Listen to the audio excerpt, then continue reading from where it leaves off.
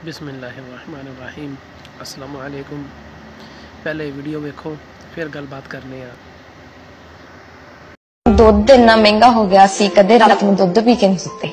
ਕਾਫੀ ਇਹੋ ਜਿਹੇ ਫਰੂਟ ਆ ਜਿਹੜੇ ਮੈਂ ਅਜੇ ਤੱਕ ਖਾਦੇ ਨਹੀਂ, ਬਸ ਸਿਰਫ ਮਤਲਬ ਦੇਖੇ ਹੀ ਆ।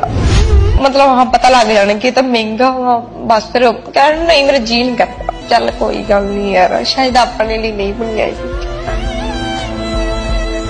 बाकी की गल करिए हम वीडियो तुसीं वेखी, भैन बेचारी दस रही है कि जी मेरे को तो खाण नूं फ्रूट भी नहीं है, तो असीं सोचा शायद साडे वास्ते बनिया ही नहीं। सोचो आपां सारे मुसलमान है, अपने लागे ताके इहो जिहा काम होवे तो बथेरा है, असीं कदी सोचा ही नहीं। पता है किवें असीं हिसाब देना है, पता है कुछ नहीं पता सानूं।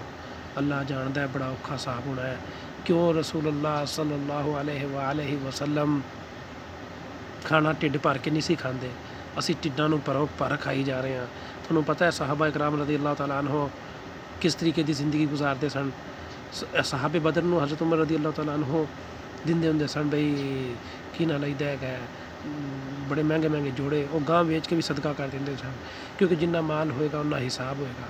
माल कमाना भी गलत नहीं, अब्दुर्रहमान बिन औफ वर्गे ते हज़रत ज़ुबैर वर्गे साहबा ने बड़ा माल कमाया, लेकिन यारा थोड़ा जिहा ख्याल करो भाई, ठीक है ना। अस आले दुआले थोड़ा जिहा वेख लो ताकि साडा हिसाब भी नरम हो जाए, असी अल्लाह नूं मूँह विखाण जोगे होइए, नहीं तो हिसाब बड़ा औखा है, ठीक है ना।